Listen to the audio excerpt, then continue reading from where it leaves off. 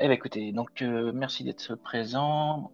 Euh, ce soir, on a notre ami Roventa et Prof du Stream qui nous font le plaisir de nous rejoindre et de nous partager un peu leur vision de, de l'état actuel, je dirais, du market, plus un petit peu leur vision pour un portfolio fin 2023 et éventuellement optimisation pour un futur bull run.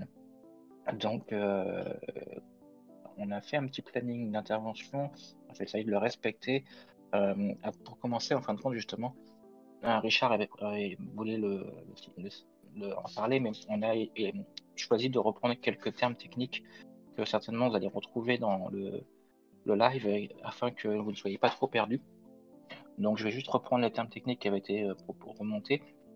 Venta, je peux te demander juste de les expliquer au fur et à mesure que je les donne. Ok, super.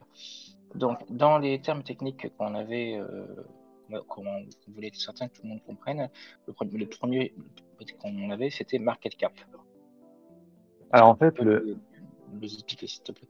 ouais, alors le market cap, en fait, c'est un critère qui est extrêmement important et qui est généralement mal compris par les débutants.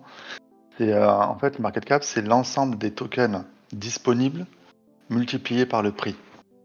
Donc ça veut dire que, on le voit ici, là, par exemple sur Bitcoin, on voit qu'il y a en ce moment 19,51 millions de Bitcoin disponibles. On multiplie par le prix, par 26 375, et on obtient une capitalisation boursière de 514 milliards. Voilà. Et en fait, ça c'est valable pour tous les tokens. Et c'est on va dire une capitalisation virtuelle euh, de, de la valeur des entreprises qui travaillent derrière, ou du projet ou de la technologie qu'il y a derrière. Mais c'est vraiment extrêmement virtuel. C'est là où c'est un point qui est extrêmement important à regarder, parce qu'en fait, beaucoup de nouveaux investisseurs ont tendance à regarder le prix au lieu de regarder la capitalisation boursière. Donc ils vont voir quelque chose qui coûte pas moins 15 ou 20 dollars, et ils vont se dire, oh, c'est cher, c'est déjà trop cher. Alors qu'en réalité, le prix n'a aucun intérêt. Ce qu'il faut vraiment regarder, c'est toujours la capitalisation boursière, au-delà peut-être d'autres critères dont on parlera plus tard, comme les tokenomics, qui font partie des points qui ont été abordés. Donc, je vois que tu montres, Thomas, le comparatif avec les entreprises privées. Les entreprises privées, c'est pareil, c'est-à-dire que c'est le nombre d'actions qui ont été émises par la société, multiplié par son prix. À la différence de ce qui est souvent, on va dire, noté par les personnes qui jugent un peu le marché des crypto-monnaies, c'est qu'on est sur quelque chose qui est beaucoup plus spéculatif au niveau des crypto-monnaies, alors que sur les entreprises, ça repose sur leur chiffre d'affaires, leurs actifs, leurs dettes, enfin voilà, sur des choses beaucoup plus tangibles. Ok, merci. Juste une question, prof, tu avais lancé l'enregistrement ou pas? Oui, oui, tout est lancé, ne t'inquiète pas. Super, je te remercie. Alors, la question suivante, on parlait de volume. Enfin, la question suivante, le terme suivant, le volume. Qu'est-ce que le volume, s'il te plaît? En fait, ce qu'on appelle le volume, c'est le nombre de dollars échangés sur les marchés sur tel actif. C'est-à-dire que sur le Bitcoin, comme le montre Thomas ici, on voit qu'il y a 11 milliards échangés dans la journée. Voilà. Donc c'est la liquidité, en fait, c'est les possibilités d'achat ou de vente qu'il y a sur chaque marché, donc là en l'occurrence celui du Bitcoin, mais on peut le voir aussi sur tous les autres marchés, ou sur des crypto-monnaies plus petites, et c'est effectivement quelque chose de très important, parce que comme sur ce Discord, il y a énormément de personnes qui sont sur ce qu'on appelle des petites capitalisations. Bah, les volumes journaliers sont extrêmement faibles. Voilà. Donc, si on veut, ou si on a une grosse position et qu'on veut sortir une grosse position, bah, comme il n'y a pas beaucoup de volume, donc de liquidité d'échange, eh ben on se retrouve bloqué, parce qu'en fait, on ne peut pas vendre sans faire tomber le prix de manière excessive. Et inversement, si on veut acheter de grandes quantités, on ne peut pas le faire sans faire monter le prix de façon excessive. Alors que sur un marché qui est très liquide, où il y a beaucoup de volume journalier, bah on peut acheter beaucoup d'unités en réalité sans beaucoup faire bouger le prix. D'où l'importance des volumes. Alors, non, ne montre pas le cas, s'il te plaît. J'ai eu le temps de voir passer le casse. Le terme suivant qu'on avait, alors je pense que pas mal de personnes le connaissent, c'est ce qu'on appelle le all-time high, généralement appelé aussi ATH.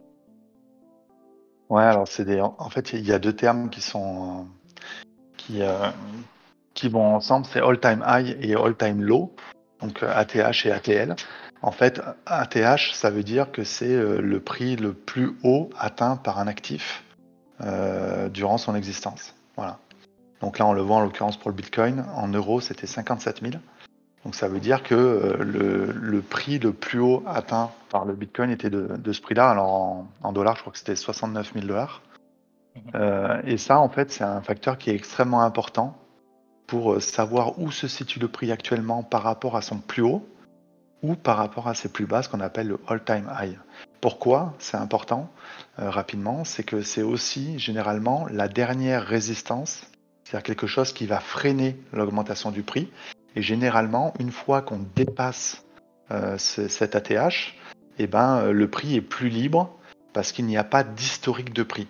Il n'y a rien qui retient en fait l'envolée des prix. D'accord. J'avais ensuite une demande qui était plutôt le volume par rapport au MCAP, donc je pense que c'est market cap. Est-ce qu'on peut dire quelque chose dessus? Mon avis Alors, là-dessus. Et- Oui. ce qui est intéressant, à l'époque, moi je me souviens en 2016, fin 2016, j'en connaissais un qui regardait énormément ça en fait quand il comparait les crypto-monnaies. Alors à l'époque, il n'y en avait pas autant, hein, il y en avait 250. Mais en fait, c'est important parce que euh, il faut que le volume de négociation, donc le volume d'échange journalier, en fait, soit cohérent avec la capitalisation, donc le market cap de la crypto-monnaie en question. C'est-à-dire que si on se retrouve par exemple avec une crypto-monnaie qui est, je sais pas moi, top 20 ou top 30, mais qui a un volume qui est extrêmement faible, on va dire, je sais pas, admettons 500 000 dollars par jour ou 1 million par jour pour du top 30, du top 40, c'est extrêmement faible. Bah, ça veut dire qu'il y a en fait, on peut calculer un pourcentage en fait qui se négocie tous les jours de cette crypto-monnaie. Et en fait, normalement, il faut que les volumes soient assez conséquents et soient en logique avec son classement en capitalisation. Donc des fois, on peut avoir des cryptos qui sont moyennement capitalisés et où il y a autant d'échanges journaliers, donc on va dire par exemple 40 millions, que son market cap. On va dire que la crypto est capitalisée à 40 millions. Donc on rappelle que la capitalisation, c'est le prix du token multiplié par le nombre en circulation. Et ben, si on a autant de volume journalier que de capitalisation, c'est un signe généralement d'une activité importante. Mais il faut faire attention avec la manipulation de ce qu'on appelle un peu le market making, c'est-à-dire les fake volumes. En fait, il y a les volumes, il y en a aussi beaucoup qui sont faux du fait d'échanges en fait qui se servent de market maker en fait pour faire du volume artificiellement. Donc voilà, donc il faut quand même relativiser un peu cet indicateur. Mais en tout cas, c'est vrai que c'est important d'avoir des volumes qui soient en adéquation avec la market cap. Ok, super, merci. Et ensuite, on avait un dernier terme un peu technique qui s'appelle le low cap. Low cap. Alors en fait, il y a, comment dire, il y a une façon de différencier en fait les altcoins dans le classement market cap. C'est généralement réalisé par rapport à ce qu'on appelle le market cap, hein, donc qu'on a défini avant. Et alors ça, c'est très subjectif. En fait, ça dépend des gens. Donc low cap, ça veut dire que c'est des petites capitalisations. Voilà. Et ça, ça dépend. Moi, personnellement, une petite capitalisation, c'est, on va dire, en dessous de 50 millions de, de market cap. Voilà. D'accord. Et après, on va dire les top capitalisations, généralement, on parle du top 100. Voilà. Ça, c'est les cryptos les plus capitalisés et, entre guillemets, normalement les moins risqués. Et en fait, plus on descend dans les capitalisations, plus les capitalisations sont basses. Et normalement, plus on a une exposition au risque qui augmente. Ok. Bah, écoute, merci pour cette définition. Euh, on va enchaîner ensuite donc un petit peu la présentation qu'a commencé le prof et ensuite on reviendra sur Roventa. Donc dans l'idée, ils vont tous les deux intervenir pour donner un peu leur vision aujourd'hui sur comment optimiser son portefeuille crypto. Merci pour ton screen et pour dire un peu voilà, moi aujourd'hui je vois l'avenir comme ça. Je ne sais pas s'il le sera, mais je vois un peu l'avenir comme ça et je me prépare pour mon futur dans ce modèle-là. je rappelle, ils ne sont pas paroles d'évangile, donc ce n'est pas sûr que ce qu'ils vont vous montrer sera l'avenir, mais c'est un peu leur vision et j'ai voulu préparer cet événement ce soir pour que vous puissiez un peu vous préparer vous-même avec deux points de vue différents de deux personnes qui ne se connaissaient pas avant ce soir. Prof du stream, c'est à toi. Oui, alors bonsoir. Déjà, première chose, s'il y a des personnes qui ont du mal à observer le partage d'écran, j'ai mis dans les commentaires de ce channel directement le lien de la présentation. Donc je référerai directement à la page en question. Comme ça, vous pourrez suivre en ayant du coup tous les visuels. Alors, on n'a pas fait une petite présentation de chacun d'entre nous. Est-ce que tu veux qu'on le fasse? C'est pas faux. C'est pas faux, bah vas-y, fais-le, puis après Romain le fera quand il fera son tour à lui. Ça marche. Moi, c'est Prof et du stream. Ça fait déjà plusieurs années que je suis dans la crypto et plus précisément dans Bitcoin. J'ai commencé en tant que mineur où j'ai commencé à construire. C'était quoi? C'était il y a 2-3 ans. Mes premiers racks à la main. Et puis ensuite du mining, je suis passé un petit peu au profil investisseur où finalement je suis rentré un petit peu là-dedans. J'ai forcément, comme un peu tout le monde, commencé à faire du trading. Je me suis documenté histoire de vraiment savoir de quoi je parlais. Et puis en parallèle, un de mes objectifs, c'est vraiment de partager. Et je suis vraiment un féru de technologie par rapport à ça, ce qui fait que ce soit sur YouTube ou autre, j'ai très régulièrement tendance à partager les connaissances que petit à petit je développe. Et puis j'ai décidé de me lancer encore un peu plus dans le domaine. Alors c'est pas mon travail, les crypto-monnaies ou Bitcoin, mais derrière on a monté une association à Lille qui s'appelle Bitcoin Lille, où on organise des meet-up une fois par mois. Et en plus de ça, en parallèle, on réalise des talks et des conférences un petit peu à gauche à droite dans des universités, ça va venir, mais aussi dans des écoles, où l'objectif est de démocratiser l'écosystème, de démocratiser Bitcoin et vraiment d'expliquer concrètement aux gens ce que c'est, parce que généralement en fait on entend uniquement certaines choses dans les médias, mais on ne sait pas vraiment ce qu'il y a derrière.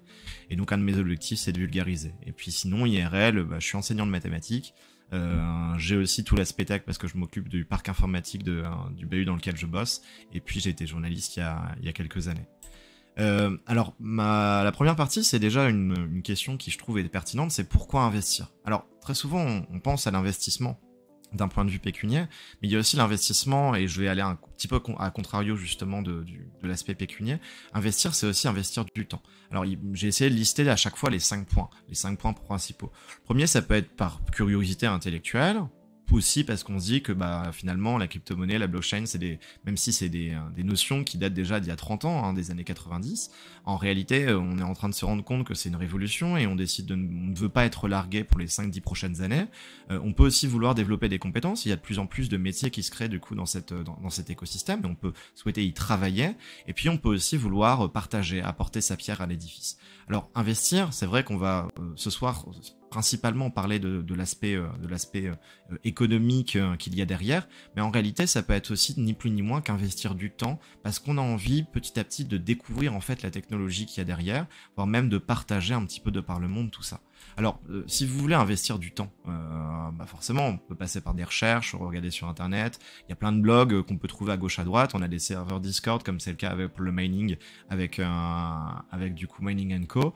Il y a aussi des conférences, il y en a quelques-unes qui se font un peu à gauche à droite. On entend aussi souvent parler de formation. Bon, formation, faut faire attention parce que souvent il y a beaucoup de choses qui sont faites, mais par des personnes qui connaissent pas vraiment trop leur sujet. Et puis un point que je voulais aborder aussi, c'est les meet-up. Et en France, il y a une communauté qui est très présente. Là, j'ai mis le QR code d'une carte qui s'appelle btcmap.org, sur laquelle, en le scannant, on a accès du coup à tous les meet-up qui se passent en France associés à Bitcoin et son écosystème, et finalement on se retrouve assez rapidement quand on est dans cet écosystème seul, derrière son PC, derrière ses miners ou autre, et en fait ça fait du bien d'aller discuter avec des gens, on échange par rapport à de nombreux domaines, de nombreuses choses, on vient aussi à développer d'autres choses auxquelles justement on n'avait pas pensé, ça peut être l'aspect économique, ça peut être l'aspect trading pour ceux qui connaissent pas trop, etc. Et finalement c'est un point qui je trouve est vraiment important. Pour investir, finalement, il faut aussi connaître de quoi on parle. Alors, forcément, investir du temps, c'est pas ce que généralement les gens ont en tête. Quand on dit investir, c'est pour gagner de l'argent. Et je pense que même dans la tête de beaucoup de personnes, c'est gagner de l'argent souvent rapidement. D'autres personnes, du coup, en deuxième lieu, pensent aussi, bah tiens, il faut pas que je rate le train. Alors on parlera du FOMO tout à l'heure, qui est un point auquel il faut faire attention, mais effectivement, c'est quelque chose qui arrive souvent, notamment dans les périodes de bull run.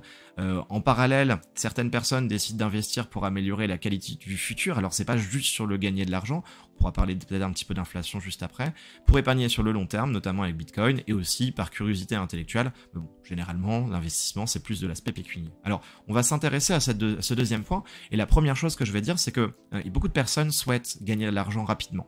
Mais par ça, comme on est sur un marché financier, hein, c'est le cas du marché de Bitcoin, c'est le cas du marché des crypto-monnaies, il va y avoir du coup derrière une vente qui va être nécessaire, et donc forcément, entre guillemets, du trading. Même si c'est pas du trading qui est quotidien, même si c'est pas du trading qui est on va dire hebdomadaire, c'est du trading ni plus ni moins. Et j'aimerais juste rappeler une petite chose, c'est que les rapports de l'AMF, donc de l'autorité des marchés financiers, en 2014, a pris un nombre incalculable de personnes qui faisaient justement du trading. Elle a conclu que 90% des traders sur 4 ans sont perdants. Autrement dit, quand on pense à investir de l'argent, on a envie de gagner vite, mais en fait, en réalité, on se rend compte que l'immense majorité des personnes, c'est-à-dire 9 personnes sur 10, perdent concrètement de l'argent par rapport à leur mise de départ.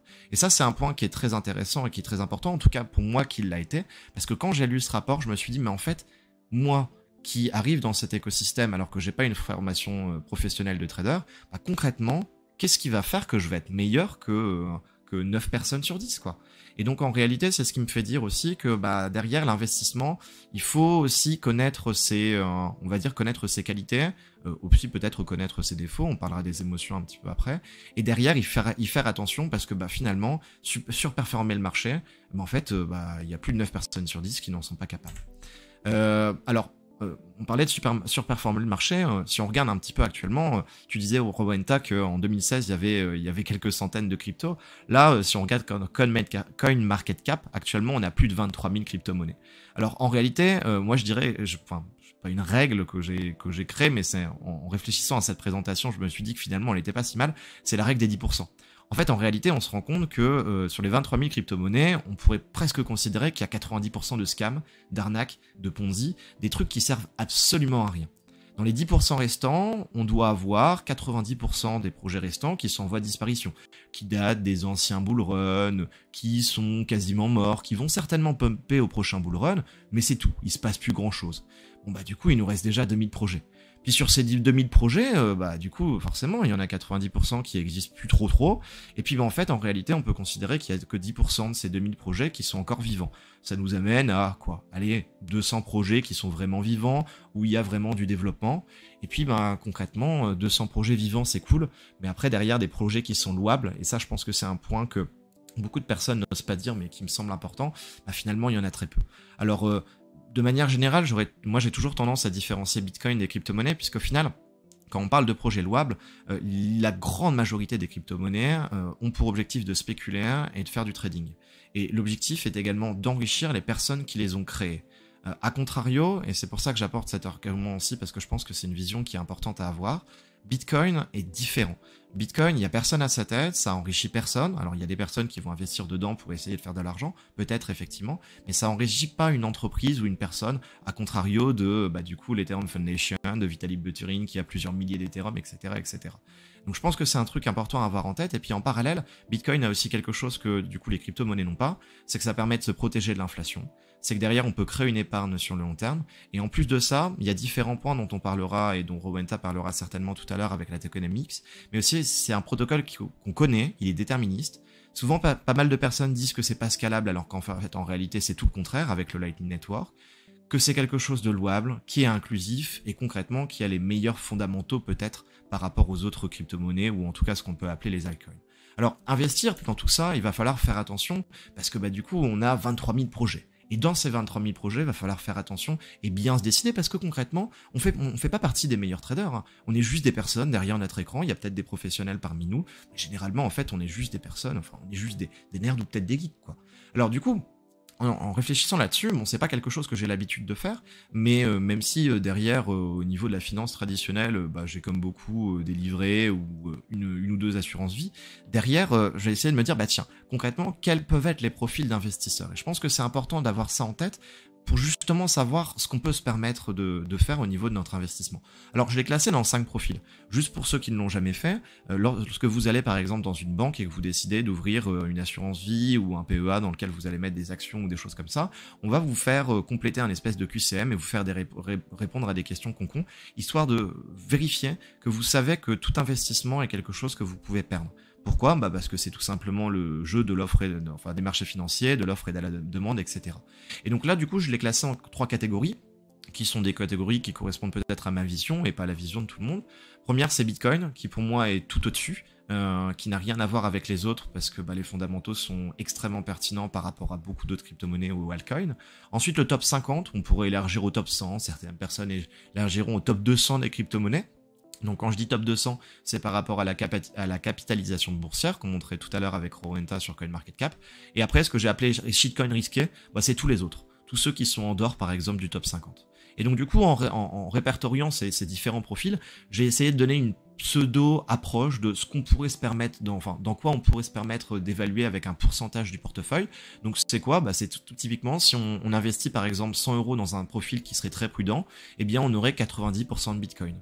10% de crypto, donc en fait 10 € qui, si on met 100 €, qui correspondrait du coup à des crypto-monnaies dans le top 50 des cryptos par exemple, et ensuite 0% sur le reste. Donc shitcoin risqué, ça peut être vraiment des gros shitcoins comme le WP, ou ça peut être en parallèle des cryptos qui sont en dehors du top 50.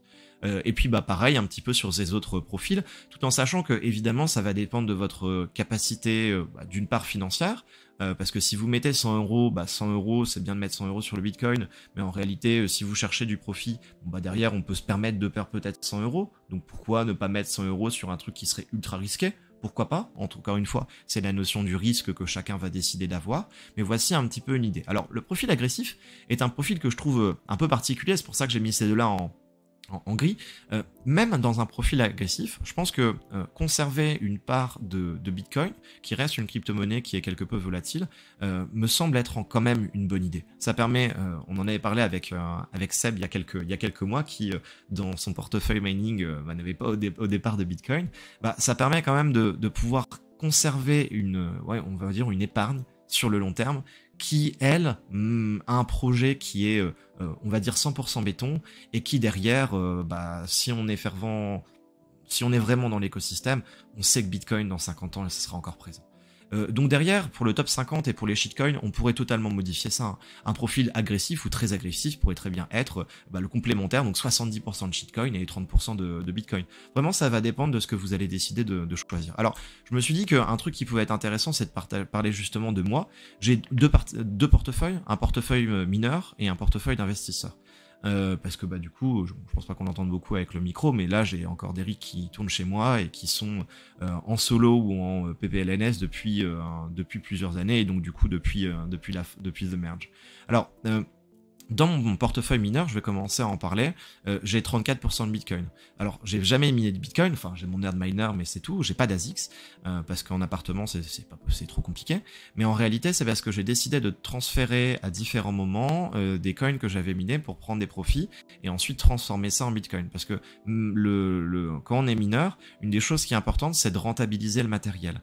Et donc, avoir uniquement des crypto-monnaies qui sont ultra volatiles, fait que derrière, ça peut être compliqué dans la situation où on a un bear market qui est très risqué, on a besoin d'argent, donc on a besoin de transformer des crypto-monnaies en fiat ou des choses comme ça. Quand je dis fiat, je parle de monnaie fiduciaire, autrement dit euros, dollars, etc. Donc voici ma répartition. Dans le top 50 des crypto-monnaies, j'ai 20% de Kaspa. Donc ça vous donne un petit peu une idée. Les 20 autres pourcents, du coup je pense que c'est pas nécessaire de dire les différents projets, mais en tout cas il n'y a pas de stablecoin là-dedans. Et dans les shitcoins risqués, il y a du RXD, parce que c'est pas dans le top 50, même si je pense que RX2 peut faire quelque chose, et puis d'autres coins, le Conflux, des trucs qu'on a pu miner du coup par le passé. Et puis en parallèle, le profil investisseur. Alors, ce qui est drôle, c'est que en réalité, si on regarde les pourcentages que j'ai attribués au profil investisseur, qui correspondent vraiment à mon portfolio, on me classerait dans le profil prudent. Or, en fait, je me considère que c'est pas du tout le cas. Sur les assurances vie que j'ai, je n'ai aucun truc qui est en profil prudent. Tout est en profil, c'est le ultra agressif, et il n'y a pas aucune unité de compte quasiment sur les assurances vie que j'ai. Dans le profil investisseur ici, c'est juste qu'en fait, en réalité, quand j'ai vraiment creusé les fondamentaux et la technologie qu'il y avait derrière Bitcoin, en fait, je me suis rendu compte que concrètement, l'immense majorité des coins qui est à côté apportaient rien. et que tout pouvait se faire sur Bitcoin. Même les smart contracts, c'est bien, Ethereum a créé des trucs, mais en fait, en réalité, sur Bitcoin, ça existe déjà depuis très longtemps. C'est juste qu'il y a plein de personnes qui décident de le faire sur d'autres blockchains plutôt que sur la blockchain Bitcoin, mais c'est en train de se développer et ça varie. Donc en réalité, c'est juste que là, depuis quelques mois, j'achète du Bitcoin à donf, et donc en réalité mon portefeuille qui était à la base 40% de Bitcoin, et puis du coup le reste sur le top 50 des crypto-monnaies et on va dire 10-15% de shitcoin, c'est derrière retrouver un profil qui est immense, enfin avec une quantité de Bitcoin qui est largement majoritaire, tout simplement parce que je sais ce que ça vaut, et j'en suis profondément convaincu. Après c'est une vision des choses, Robenta aura certainement une autre, et puis l'important c'est que vous ayez la vôtre et que vous respectiez finalement en fait ce que vous acceptez potentiellement de perdre si vous mettez sur des coins qui sont très risqués, et que par rapport à l'émotion du risque, vous soyez apte à pouvoir la contrôler. Alors, je parlais du coup du profil investisseur, et puis j'aimerais pour finir finalement parler de 2 points. La première chose, c'est que les émotions sur les marchés financiers est quelque chose d'extrêmement important. Il faut uniquement risquer ce qu'on est prêt à perdre. Alors en fait, en réalité, cette phrase, je la trouve un peu con maintenant que je me suis intéressé à l'économie de manière générale, parce qu'en réalité, en Argentine, avec le pesos, donc la monnaie avec laquelle ils payent, l'équivalent de l'euro, en fait, ils ont perdu 90% de leur valeur depuis très longtemps. Donc pourtant, ils n'ont pas investi sur des marchés financiers, mais rien que leur devise monétaire, en fait, ils ont perdu de l'argent sans le savoir. Pareil au Nigeria, pareil au Liban, et donc dans énormément de pays. Et en réalité, c'est ce qui se passe aussi avec l'inflation, avec le dollar, avec l'euro. Actuellement, on est approximativement à 8% d'inflation en Europe et en France. Ce que ça veut tout simplement dire, c'est que en fait, chaque année, on perd 8% de la valeur d'un billet ou bien d'une pièce. Autrement dit, du coup, c'est pour ça que le prix, de manière générale, des biens augmente de plus en plus, parce que l'argent vaut moins. Je vais pas rentrer dans un cours d'économie, c'est pas hyper compliqué à comprendre, mais je pense que c'est hyper important de s'y intéresser. Donc voilà, ne pas investir trop pour ne pas avoir peur au moment où il se passe par exemple une situation et où on a FTX qui crash ou Terra Luna qui crash, eh bien ne pas avoir peur et donc du coup vouloir cliquer comme un débile sur le bouton, alors qu'en fait en réalité on peut juste tanker, attendre un petit peu, et on se rend compte que une fois que le cercle vicieux de vente est passé, derrière on a une bougie qui va reprendre 10%, et puis en fait c'est bon, on était tranquille. C'est juste que des institutionnels ont voulu faire en sorte de faire peur aux particuliers pour derrière, du coup, pouvoir en profiter et racheter leur coin plus bas. Donc du coup, ça c'est ce qu'on appelle le FOMO, c'est le Fear of Missing Out, c'est la peur du coup, lors d'un dump, de ne pas vendre et donc du coup de tout perdre, et en parallèle, lors d'un pump, de racheter. Faut éviter un maximum ça, hein. C'est pour ça j'en parlerai juste après. Avoir une stratégie qui est posée et qui est définie en amont, pour ne pas racheter quand la bougie est verte, on achète, en fait c'était l'ATH, c'était le top, et puis en fait on se retrouve le lendemain ou 2 semaines plus tard, parce qu'on n'a pas décidé de vendre au top et qu'on ne s'est pas rendu compte que c'était le top, derrière en fait conserver nos coins alors qu'on les a achetés hyper cher. Je sais pas si je l'ai encore d'ouvert, si je l'ai encore. Si je reviens sur le Bitcoin, sur CoinMarketCap, typiquement, je sais pas si vous l'avez en tête, mais si on regarde le dernier ATH, on voit exactement que c'est ce qui s'est passé sur ça lag un petit peu parce que je partage l'écran et en même temps, voilà.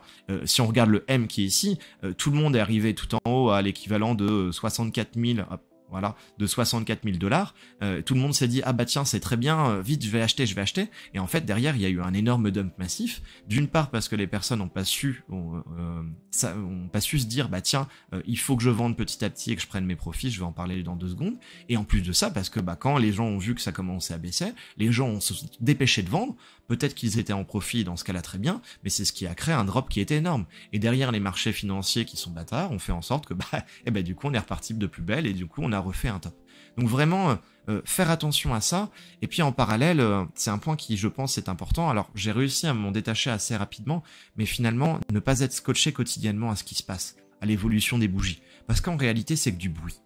On devrait être uniquement concentré sur ce qui se passe sur plusieurs semaines, sur plusieurs mois, voire même sur des années en fonction des projets. Parce qu'en réalité, Terra Luna, ouais, ça met du mal beaucoup de monde, FTX, même chose. Mais en réalité, même si on entend encore le procès de SBF actuellement, ça n'a pas fait tant de mal que ça. Voire même, on est repassé au-dessus par rapport à certaines de ces situations.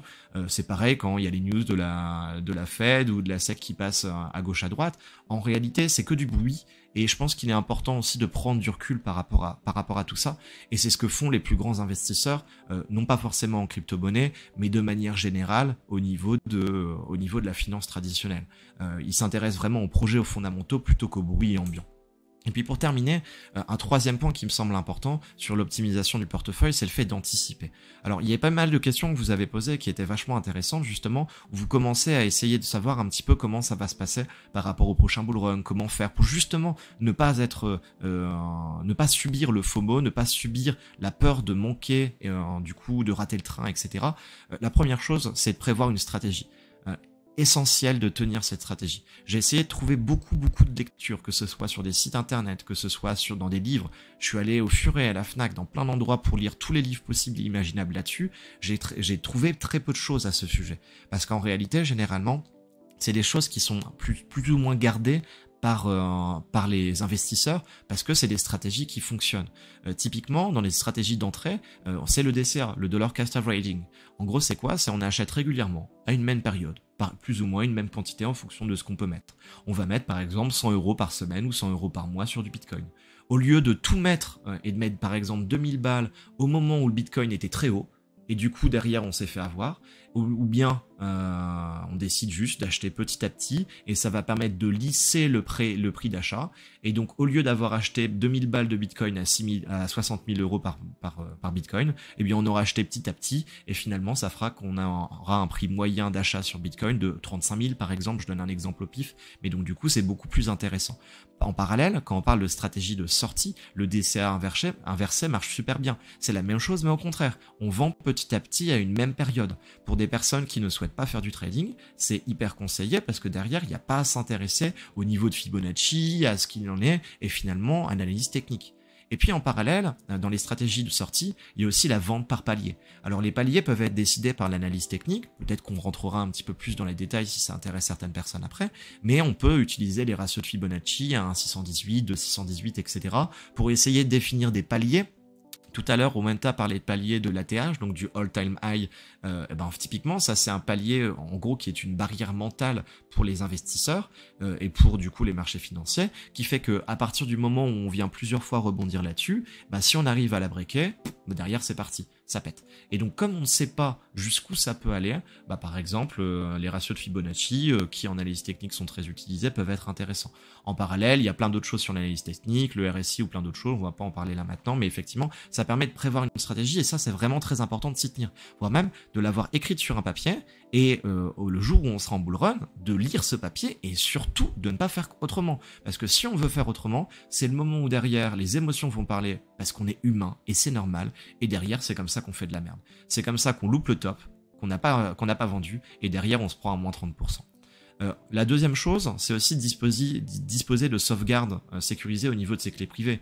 C'est très bête, hein, mais ne pas être sûr au moment où on va vouloir vendre les coins, de à quel endroit ils sont, si c'est sécurisé, etc. Il faut absolument, pendant encore la période qui va bientôt se terminer de bear market, avoir géré tout ça. Pareil, avoir des comptes sur des exchanges, que ce soit KYC ou non KYC, KYC comme Binance, Coinbase, TXBit a fermé, etc. Ou en parallèle sur des échanges non KYC comme DYDX, comme LN Market, etc. etc.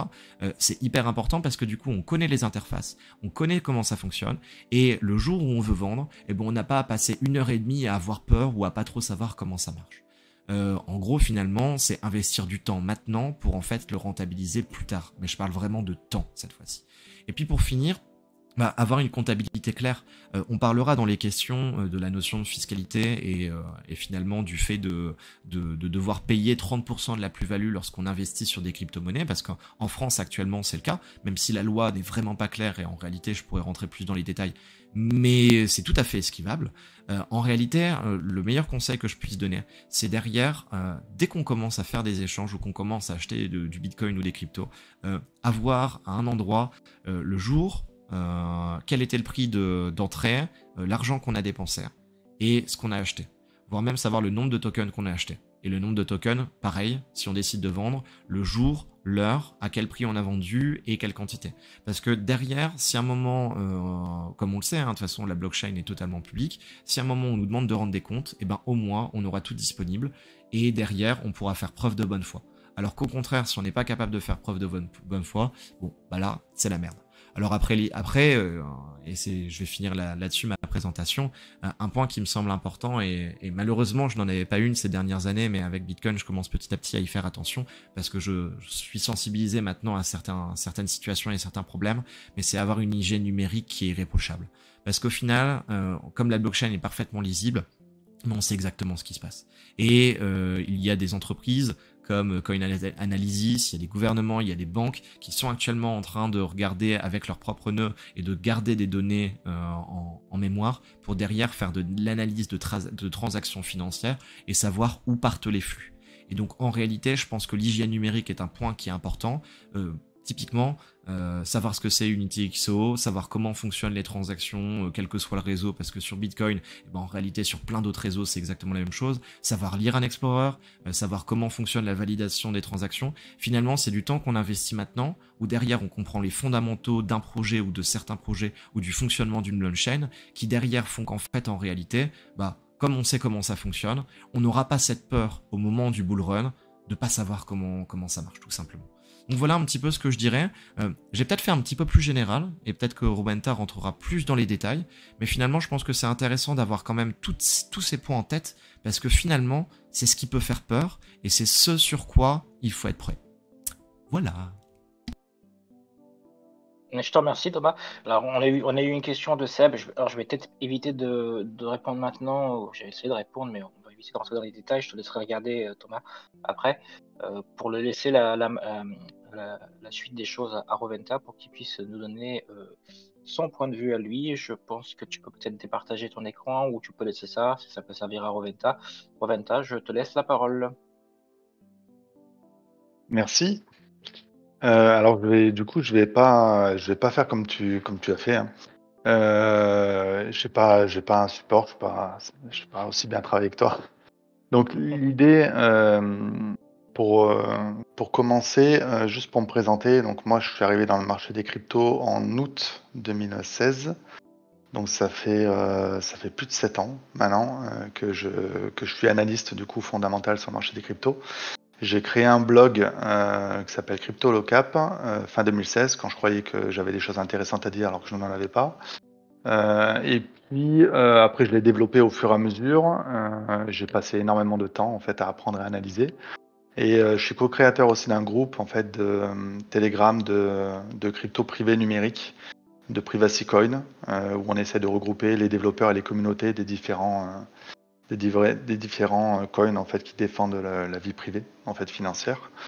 Donc c'est ma façon à moi de m'impliquer dans l'écosystème. Et je suis in real life, je suis enseignant vacataire sur des domaines comme la blockchain, le darknet, la vie privée et puis le management. Enfin voilà, sur plein de domaines différents. Voilà, donc ça c'est juste une courte présentation. Pour reprendre un peu sur certains points que tu disais, alors sur la partie où tu disais que le Bitcoin c'était la partie un peu sécurisée, je rejoins totalement. Alors c'est un point qui est extrêmement important à comprendre, d'autant plus que généralement, ceux qui viennent d'arriver sur le marché des cryptos, en réalité, on a un temps en fait d'apprentissage, donc généralement on se sent puissant très rapidement, alors qu'on a des connaissances fondamentales d'un niveau 0. Et puis après, on a une grosse période de désillusion où on se rend compte qu'en fait, on est au début de rien et qu'en fait, on connaît rien et qu'il faut apprendre. Donc, et malheureusement, le partage d'expérience ou les propos que peuvent nous dire des personnes qui ont plus d'expérience sur le marché, on met du temps en fait à les assimiler. Et on a beau nous les dire, il faut qu'on le vive et qu'on l'expérimente pour que ça rentre et qu'on arrive à se l'inculquer dans la tête. Donc la première des choses, c'est effectivement ce qu'a dit Thomas, c'est-à-dire que le Bitcoin, c'est le Bitcoin en fait. C'est unique, il ne sera pas remplacé. Faut pas chercher midi à 14h, on n'est pas là pour chercher le prochain Bitcoin. Bitcoin, c'est Bitcoin et c'est l'actif le plus puissant et il restera l'actif principal dans le secteur des crypto-monnaies. C'est un projet politique, monétaire, c'est de l'or digital et avec des capacités de développement supérieures, mais moi je ne crois pas en cette théorie. Et puis on a d'un autre côté, pour moi, un projet qui est quand même qui est un peu moins safe, on va dire, un peu moins sûr au niveau de l'investissement, c'est Ethereum. Et Ethereum, ça représente pas du tout la même chose. Ça représente une start-up, le Web3, le développement applicatif décentralisé. Enfin, on est sur un profil plus type Google, Facebook dans les années 2000 à 2005. Donc, c'est un autre profil d'investissement. Si j'investis sur le Bitcoin et sur l'Ethereum, je ne suis pas diversifié dans le sens où la diversification, ça se fait sur d'autres biens, comme l'immobilier, les actions, etc. Mais à l'intérieur du secteur des crypto-monnaies, Bitcoin et Ethereum représentent pour moi deux objets très différents et qu'il faut bien comprendre. Donc ça me permet aussi d'enchaîner sur la suite, c'est-à-dire que pour moi, ce qui est important déjà, si on veut être un investisseur avisé, pour tout en fait, mais particulièrement pour les cryptos, c'est qu'il faut en fait savoir dans quoi on investit. Comme disait Warren Buffett, son expression c'était de dire qu'il investissait que dans des entreprises qu'il pouvait comprendre. Et ben c'est exactement ça en fait. C'est-à-dire que vous ne pouvez pas devenir un investisseur long terme ou moyen terme, peu importe, et qui soit rentable si vous n'avez pas une connaissance fondamentale des entreprises ou des projets. Tu avais bien fait la distinction, Thomas, sur le fait que Bitcoin c'était un projet qui n'avait pas l'entreprise derrière, que c'était complètement décentralisé et communautaire. Et ben il faut absolument connaître la valeur de ce qu'on achète. Et quand je dis la valeur, c'est pas le prix, c'est la qualité fondamentale d'un projet. Voilà. Donc pour moi, quand on est un investisseur, en fait, je dirais, pour reprendre un petit peu à la limite ce que tu disais par rapport au risqué, pas risqué, très risqué, pour moi, je ne fais pas de dissociation en fait entre ta partie 2, c'est-à-dire le top 50 crypto et les shitcoins. Voilà, pour moi, en fait, il y a Bitcoin, il y a Ethereum. Ethereum étant en dessous en termes de sûreté d'investissement. Et après, en dessous, en fait, on n'a que des shitcoins, quoi. Voilà. Ça, c'est vraiment ce que...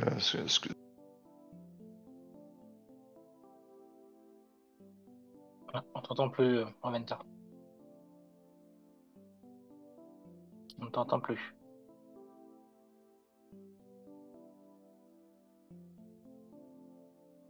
Roventa. Ouais, je pense qu'il a eu J'entends. peut-être un problème de connexion. Tu lui envoies un message? Oui, je suis en train de le faire. Est-ce que vous m'entendez? Ah, Ça y est, nickel. Je suis désolé. Donc, vous avez entendu le dernier point que j'ai dit ou pas? Ouais, t'étais en train de comparer, enfin de dire que Bitcoin était au-dessus, ensuite tu disais Ethereum, et après tout le reste tu disais que c'était des shitcoins. Voilà, c'est ça. Donc, en fait, c'est pour moi un point qui est extrêmement important à comprendre, parce que ça veut dire qu'à partir du moment où on investit dans autre chose que dans ces deux projets, en fait, on rentre dans un territoire qui est extrêmement risqué et qui va demander de la connaissance pour plusieurs raisons. La première, c'est que il faut être indépendant au niveau de ce qu'on va acheter. On ne va pas suivre ce que va dire quelqu'un. Ça, c'est très compliqué au début. Il faut savoir une gestion des wallets, donc de la sécurité de ce qu'on achète. Parce que si on veut vraiment avoir une bonne gestion, ça veut dire qu'on ne laisse rien sur des échanges.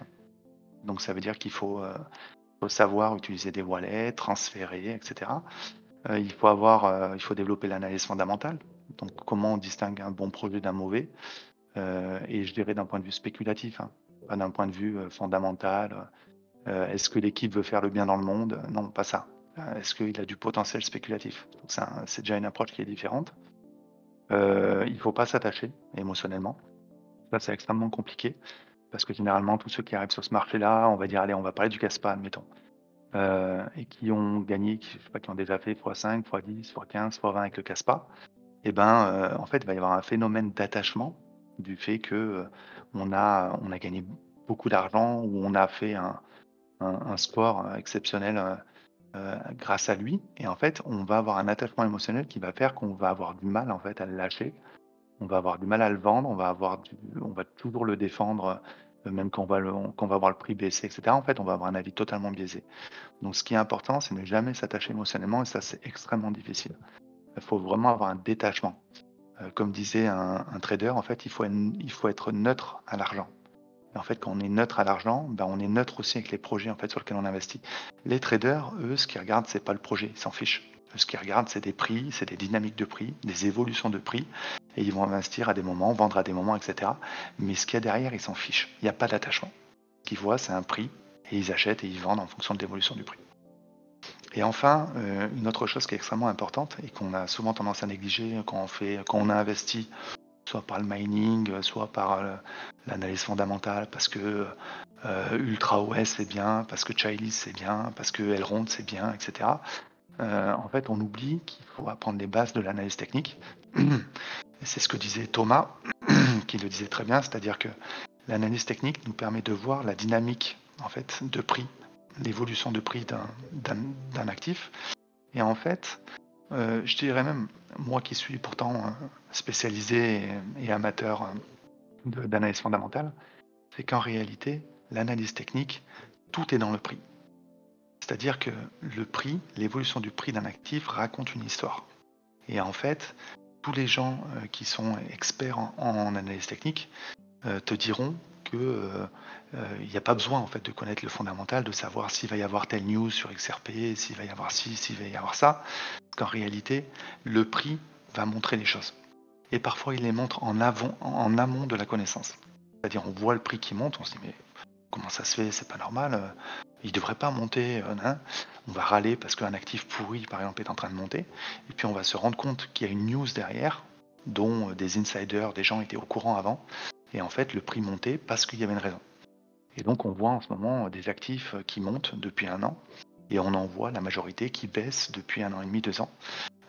Et il y a des gens qui râlent, quoi. Ils disent mais c'est pas normal, etc., etc. Et en fait, donc c'est extrêmement important de comprendre en fait l'évolution du prix, de regarder ce que nous dit un graphique. Donc, il ne faut pas être un ayatollah de l'un ou de l'autre. Voilà. Il faut vraiment mixer en fait les connaissances et ne jamais penser que l'analyse technique ne sert à rien, ne jamais penser que l'analyse fondamentale ne sert à rien. Mais les deux couplés sont un outil très puissant en fait pour savoir dans quoi investir. Voilà.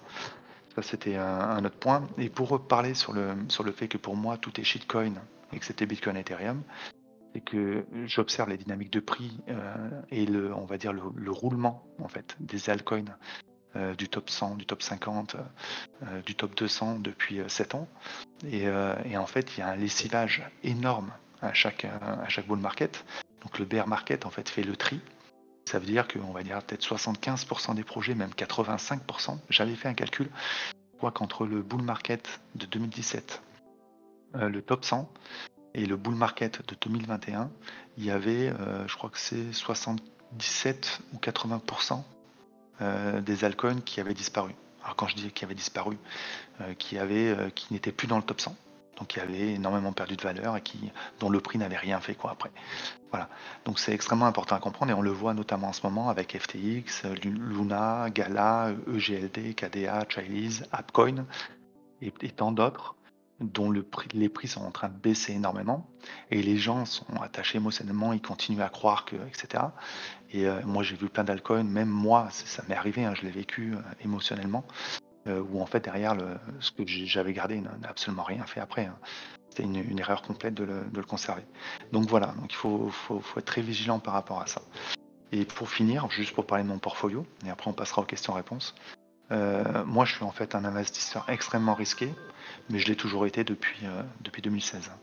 Donc j'ai toujours été comme ça initialement. Je suis en fait 100% shitcoin. Et quand je dis shitcoin, je dis inférieur à 50 millions de capitalisation. Voilà. Je n'ai rien en BTC, je n'ai rien en Ether. À tort ou à raison, peu importe. En tout cas, c'est une histoire de psychologie, de connaissances fondamentales et de profil de risque. Donc ça, c'est mon profil à moi. Je dis pas qu'il faut faire comme moi, mais en tout cas, c'est ma façon de faire. Encore une fois, une stratégie va avec une personnalité, une psychologie. Voilà. Donc c'est la mienne et elle m'est personnelle. Mais en tout cas, c'est la façon dont je suis positionné. Après, il ne faut pas oublier une chose, et ça je l'ai remarqué, mais j'ai l'impression que c'est un peu moins le cas depuis je dirais 1 an ou 2 ans, c'est que le Bitcoin reste le roi, restera le roi. Donc ça veut dire que même si le marché repart à la hausse, et je ne sais pas si vous l'avez remarqué dans les mouvements qu'il y a eu notamment en mars, avril du Bitcoin, quand le Bitcoin est monté énormément, vous remarquerez que 95% des altcoins, alors je ne parle pas des low cap, même si sur ce Discord il y a énormément de shitcoiners, mais vous remarquerez que les altcoins n'ont rien fait. En fait. C'est-à-dire que le Bitcoin absorbe en fait la hausse et c'est lui qui capitalise en premier. Donc j'ai envie de dire, même si vous voulez vous amuser sur des altcoins, en réalité, la période où les altcoins explosent à la hausse se fait sur un temps extrêmement réduit.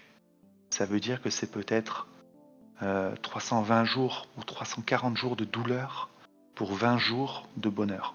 Voilà. Donc ça veut dire qu'il faut être prêt à souffrir quand on investit dans les altcoins, il faut bien en être conscient. Voilà. Je m'arrêterai là pour ma présentation.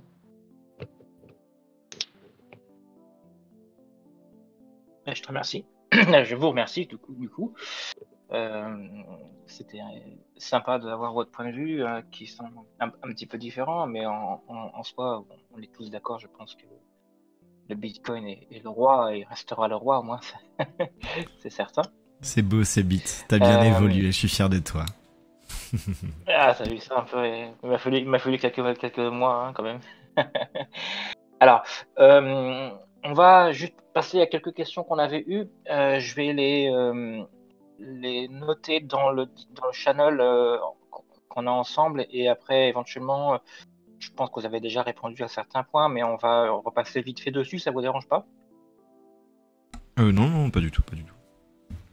Alors, je vais les mettre dans le Discord, comme ça tout le monde verra les questions, et au moins on pourra... ça va juste polluer entre-temps. Hop, voilà. J'ai remis les questions qu'on avait reçues, donc il y a 12 questions. Alors, qui sont un peu diverses, mais intéressantes. On va commencer par la première. Comment savoir quand surfer sur la vague de pump? Alors moi, je vais en faire 4 d'un coup. Si tu veux bien, Wenta, je vais prendre la parole, comme Alors, ça, ce sera... Ouais, pardon. Vas-y. Je vais en faire 4 d'un coup. Je vais faire comment surfer sur les vagues de pump, donc la question 1. Comment établir des objectifs réalistes, qui est la question 5. Comment établir une stratégie de sortie, qui est la question 6. Et comment évaluer le coefficient d'un projet, qui est la question... Hop, je sais plus où elle est, question 9. Alors, en fait, toutes celles-là, elles sont à peu près associées à la même chose. Pour surfer sur les vagues de pump, forcément, derrière, il faut faire d'analyse technique, ni plus ni moins. Pour ça, il y a des choses qui sont importantes à regarder. Les ratios de Fibonacci, on en a parlé. Je ne vais pas expliquer en détail à quoi ça correspond, mais ça permet de se positionner un petit peu sur les augmentations et les diminutions, jusqu'où ça peut aller. Forcément, après, il y a aussi les supports et les résistances. Les figures de retournement, on parle des marteaux inversés, du doji en analyse technique, regardez les trucs comme les divergences baissières, regardez les figures comme les W weekly ou les W daily ou des choses comme ça, qui sont des figures qui derrière permettent de se positionner un petit peu de où en est le marché, c'est ce que disait tout à l'heure Wenta. Donc en fait, on peut jouer là-dessus pour surfer sur les vagues de pump, mais quand on parle de surfer sur les vagues de pump, concrètement, c'est ni plus ni moins qu'en fait du trading et du timing. Or, on peut pas timer le marché. Donc il faut se positionner par rapport à des choses qui existent, mais il faut savoir que concrètement l'analyse technique, tout le monde en fait, et donc autrement dit tout le monde a entre guillemets les mêmes signaux, et sur ça il faut aussi faire attention. C'est ce qui fait que des fois il y a certaines personnes qui décident de jouer à contrario de la masse, puisque de toute façon on le sait, hein, le moment de l'ATH sur Bitcoin et sur les crypto-monnaies, c'est au moment où tout le monde en parle dans les médias, et Bitcoin c'est trop bien. Si vous avez votre grand-mère qui vous prend 10 minutes à la sortie quand vous baladez votre chien et qui vous parle de Bitcoin, vous savez que c'est le moment où il faut vendre, pour simplifier. Mais donc en réalité, voilà, concrètement c'est de l'analyse technique. En parallèle, on parle d'objectifs réalistes. Les objectifs réalistes, ça peut être associé à des ratios de Fibonacci, il y a des supports comme un ATH précédent ou des choses comme ça, mais le problème c'est que généralement on dépasse cet ATH. Et donc en réalité, on ne sait pas jusqu'où ça va aller. Alors un point que je trouve très très intéressant, j'en avais fait une vidéo sur ma chaîne YouTube il y a quelques mois, enfin je crois que c'était même plus d'1 an, c'est de regarder la market cap. Tout à l'heure, il y a quelques minutes, Rowenta disait qu'il investissait uniquement sur des shitcoins avec une market cap inférieure à 50 millions. Je regardais vite fait, c'est top 400 à top 1000, pour se donner une idée des coins. En réalité, si on a une market cap qui est par exemple à 400 millions, et que le coin vient faire x4. Ça veut dire que la market cap a été multipliée par 4, par définition. Par conséquent, on passe de 50 millions à 200 millions. Donc il y a 150 millions qui rentrent. 150 millions, c'est pas grand-chose. Donc en réalité, un coin qui a une market cap de 50 millions peut très facilement aller à 200 millions. Par contre, si en parallèle, on prend par exemple Ethereum, qui actuellement a une market cap on va approximer, de 200 milliards. Pour faire x2, 200 milliards, ça fait 400 milliards. C'est très important. Ça veut dire qu'il faut derrière rajouter 200 milliards de valeur à du coup la capitalisation boursière, entre guillemets, donc la market cap, d'Ethereum. Et donc, par conséquent, c'est ce qui fait que, notamment sur Bitcoin, on est à 500 milliards, on va pas aller à 5 trilliards, qui pourrait correspondre, par exemple, à la capitalisation de toutes les monnaies fiat sur Terre, ou des choses comme ça. Donc, en fait, en réalité, en faisant ce petit calcul, ça permet de se positionner sur des objectifs réalistes, et pareil, on peut s'amuser en faisant ça, à regarder quel pourrait être le prix maximum de Bitcoin ou de certaines crypto-monnaies dans le futur. Je crois qu'il y a 1 an et demi, j'avais fait une vidéo là-dessus, où finalement, si on prenait le nombre de volumes, enfin, le volume journalier de monnaie fiat sur Terre, donc de monnaie fiat, c'est l'euro, le dollar et tout ce qu'on veut, derrière, en réalité, le Bitcoin attendrait un petit peu plus de 1 million, quelque chose comme ça. Donc on peut s'amuser à faire de ces calculs. Après, est-ce que ça permet de pouvoir affirmer vraiment ce qui va se passer? Absolument pas. Donc voilà ce qu'il en est un petit peu sur la notion d'objectif réaliste. Il y a la Terre, l'analyse technique, et on peut aussi travailler avec la market cap qui peut être intéressante. Et donc plus la market cap est basse, plus on a la possibilité derrière de pouvoir l'augmenter et donc de faire des gros multiplicateurs. C'est justement comment évaluer le coefficient d'un projet, à laquelle du coup directement je viens d'y répondre. Après, le coefficient d'un projet, il faut l'avoir en tête, c'est que c'est notamment associé à ses fondamentaux et c'est ce que ça apporte véritablement. Et malheureusement, l'immense majorité, comme je le disais avec entre guillemets la règle des 10% tout à l'heure, l'immense majorité des coins qui sont créés, il faut se le dire, c'est de la merde. Ou bien c'est les forks de forks de forks, où concrètement ça n'apporte rien de nouveau. Et ça, c'est un point auquel il faut faire attention, parce qu'en réalité, du coup, investir là-dessus, quel sens, si ça existe déjà ou si c'est moins bien fait. En parallèle, une autre question, c'était comment établir une stratégie de sortie. Alors on en parlait tout à l'heure avec le DCA inversé, qui est très simple à appliquer et qui, c'est no brain, enfin c'est très très très facile. Il y a aussi la stratégie de vente par palier. Alors là, très intéressant, il y a très très peu de lecture là-dessus. Je disais dans ma présentation que j'avais lu pas mal de livres à ce sujet. La vente par palier, elle peut se faire de la manière suivante. Encore une fois, ça dépend du profil d'investisseur. Mais on peut se dire, tiens, moi je veux jouer sécure. Si le coin fait x2, donc si la market cap fait x2, mais je vais parler du prix du coin, alors derrière, je vais vendre la moitié de ma position. Par conséquent, si j'ai investi 10 000 $ et que ces 10 000 $ deviennent 20 000 $, eh bien je vais décider de vendre la moitié de mes 20 000 $, soit 10 000 $. Donc du coup, je récupère de l'argent que j'avais investi initialement, donc entre guillemets je suis safe, et derrière les 10 000 $, j'en fais ce que je veux. Je peux décider de le laisser couler, comme le disait tout à l'heure Wenta avec des coins qu'il avait acheté en 2016, je peux décider aussi de vendre par palier petit à petit, je peux aussi décider pour les 10 000 balles qui me restent, en fait de tout vendre à une certaine valeur donnée, donc il y a plein de stratégies possibles. On peut faire ça à x2 avec 50%, à x3 à 33%, à x4 à 25%, à x5 à 20%, enfin bref, vous décidez de votre stratégie. Et puis, la vente par palier, c'est aussi se fixer des objectifs, parce que, par exemple, se dire, tiens, Bitcoin, il va pouvoir faire x4, x4, on était à, allez, on va simplifier, à 20 000, Bitcoin va pouvoir monter à 80 000, donc il fera au moins x4, du coup, je vais vendre, et puis là, faut se fixer des valeurs. Tiens, je pense que par exemple, le palier, des 69 000 $ sur, je crois que c'est 65 000, entre 65 et 69 suivant les exchanges, dollars, c'est l'ATH de Bitcoin, on se doute bien qu'à ce moment-là, il va y avoir une résistance, et donc le prix, quand il va aller le toucher, il va diminuer un petit peu, et ça va faire joujou et yo-yo, jusqu'au moment où ça va breaker, et là, ça va pumper peut-être de 20%, peut-être de 30%, on n'en sait rien, mais donc se fixer les valeurs qui nous semblent pertinentes par rapport aux barrières qui peuvent être soit associées à l'analyse technique, soit des barrières psychologiques. Typiquement, je suis persuadé que le 100 000 $ pour un Bitcoin va être une barrière qui va être assez importante pour les marchés financiers. Et donc, par conséquent, au moment où on va arriver dans ces eaux-là, ça va chercher d'aller le toucher. Et là, derrière, on risque d'avoir plein de personnes qui vont vendre parce qu'on aura des ordres qui sont placés, et derrière, ça va dump. Mais est-ce qu'on remontera au-dessus de 100 000 $? On ne sait pas, on ne peut pas le prédire, mais derrière, si on regarde le précédent bull run, même si le passé ne permet pas de prédire le futur, c'est sûr que si on va retoucher plusieurs fois les 100 000 $, à un moment ou un autre, on risque de le péter, et à ce moment-là, c'est parti, to the moon. Un point par contre que j'aimerais dire, et qui quand même me semble important, par rapport en fait finalement au coefficient multiplicateur d'un projet, aux objectifs, aux vagues de pump, voire même aux stratégies de sortie. Sur les 3 premières questions que je viens de citer sur les 4, il y a un point qui est essentiel, c'est de se dire qu'il y a des personnes qui font de lead side trading. Ça veut dire que c'est des personnes qui potentiellement sont associés au projet, voire même sont dans le projet, ou sont des copains, copines, ou des membres associés à ce projet-là, qui derrière ont des informations que nous n'avons pas. Typiquement, vous regardez sur des coins, alors mon exemple n'est pas vraiment lié à l'insider trading, mais vous regardez typiquement les pumps et dumps qui se passent sur Kaspa, sur RXD ou autre, surtout sur Kaspa. C'était le cas aussi sur Ravencoin il y a quelques temps, ça doit vous parler, ami Munard. En réalité, c'est très souvent lié à à des pump and dump qui sont associés à Bitmain et à la sortie de nouveaux ASICs, où il y a volontairement des personnes qui font exprès de faire pump le prix pour que les gens se disent c'est trop bien, je vais acheter des ASICs, et en fait en réalité au moment où les ASICs sont sortis, on se rend compte que le hash rate augmente et qu'en plus en parallèle le prix dump, parce qu'en réalité bon ça c'est aussi un peu le FOMO, mais donc du coup c'est un point qu'il faut faire attention parce que ça on ne peut rien y faire, et donc malheureusement même si on essaye d'avoir des stratégies géniales, en fait, on va forcément très certainement se faire niquer. J'ai parlé avec des OGs sur Bitcoin qui étaient là depuis 2010-2011. Ces gars-là, ils ont miné du Bitcoin, ils en ont miné des centaines. Leur stratégie était parfaite, ils vendaient par palier à des points niveau qui étaient bien définis. Les gars, ils avaient acheté du Bitcoin à $5.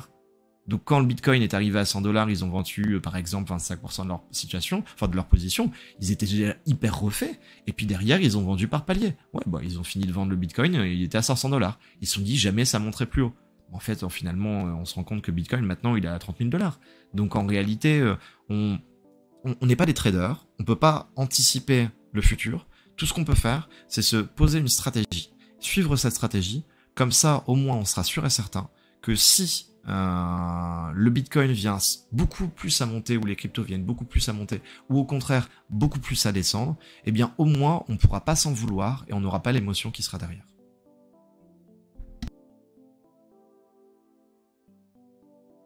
Merci. Tu veux rajouter quelque chose, Roventa, par rapport à ça? Non, il y a pas grand-chose. Là où je porterai juste quelque chose, c'est de dire que comme a dit Thomas, c'est que quand on est sur les altcoins qui n'ont pas d'historique de prix, c'est-à-dire qu'ils vont se retrouver dans ce qu'on appelle un facteur qui est extrêmement important d'un point de vue spéculatif, c'est en découverte de prix. C'est-à-dire que le prix, le prix de la crypto qu'on a est au-dessus de tous les points les plus hauts historiques qu'elle a eu. Quand on se retrouve sur ce genre en fait de schéma, ce que je le souhaite à tout le monde, là dans ce cas-là en fait c'est imprévisible en fait. Donc et comme le marché est très spéculatif, on ne sait pas en fait quel niveau il peut atteindre, combien il peut faire. Tout devient purement spéculatif, même sur des trucs qui sont des forks, ça veut rien dire. S'il y a des baleines, des gens qui ont beaucoup d'argent, qui ont décidé qu'ils allaient s'amuser avec ce token, même s'il n'a aucune utilité, on l'a vu avec Pep, hein, on le voit avec d'autres, avec le Shiba aussi par exemple, et ben dans ce cas-là, en fait, la manipulation du prix peut aller à des endroits qu'on ne peut pas deviner en fait, même en ayant anticipé, prévu, etc. Donc là où je rejoins tout à fait Thomas, c'est que il faut prendre des bénéfices en fait sur le chemin, et généralement sur les nouveaux coins qui explosent à la hausse, on a toujours une parabolique, c'est-à-dire qu'on a une montée en fait qui se verticalise au niveau du prix, et en fait on vend par palier en fait au niveau de ces montées-là, et il ne faut surtout pas, et c'est compliqué, hein, il ne faut surtout pas être déçu de prendre des bénéfices parce qu'on a vu le prix monter après, etc. Et c'est quelque chose qui est extrêmement compliqué mentalement et psychologiquement. C'est comme ça que les cryptos, c'est énormément de psychologie pour apprendre à gérer ses émotions, à la fois dans l'attachement qu'on peut avoir envers des altcoins et à la fois dans l'évolution du prix, dans quand est-ce que je vends, quand est-ce que je ne vends pas. Et donc, ce que disait très bien Thomas, c'est qu'il faut avoir une stratégie de vente et s'y tenir. Parce que le fait de le faire, de l'indiquer, d'avoir des objectifs, ça nous permet de rationaliser en fait nos actions sur le marché. Voilà. Justement, une question qui a été posée, c'est qu'effectivement, quand on fait sa vente, on prend sa plus-value, ou bien on a miné 100 000 Kaspa et on décide de les vendre parce qu'il a atteint une valeur intéressante. Qu'est-ce que je fais de mes USDT ou de mes USTC selon qu'est-ce qui est la meilleure pour vous initiative à faire? Est-ce que je dois garder en stable, ou effectivement je reprends le tableau que tu avais mis Thomas tout à l'heure, et je fais un pourcentage de réinvestissement, ou bien je vais mettre tout 100% dans le Bitcoin parce que c'est le roi et je suis sûr qu'il va monter plus tard. Est-ce que vous auriez un avis par rapport à ça? Alors, si moi je peux juste raconter mon histoire, Euh, j'ai fait énormément d'erreurs en fait par rapport à ça, à perdre énormément d'argent pour avoir commis des erreurs en fait dans la gestion de ça. Pour moi, à partir du moment où on fait des bénéfices, que le marché est en train de monter et qu'on fait des bénéfices, il ne faut pas réinvestir ailleurs. En fait. Il faut soit on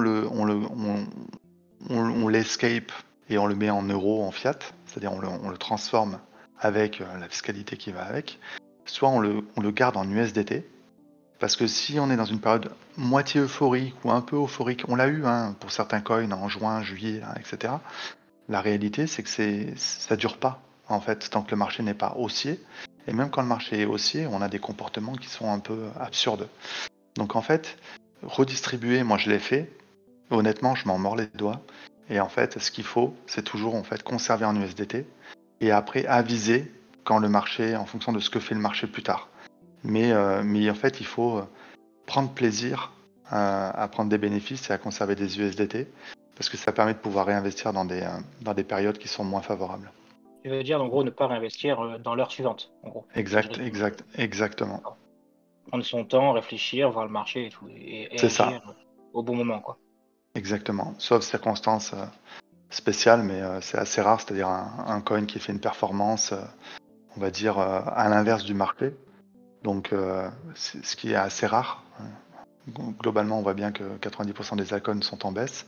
Et les low cap qu'on a sur les altcoins proof of work, on se rend bien compte que parfois, même certains altcoins, depuis un an, il y en a qui sont vraiment contre-tendance et qui montent de façon continue, alors que tout le marché s'écrase.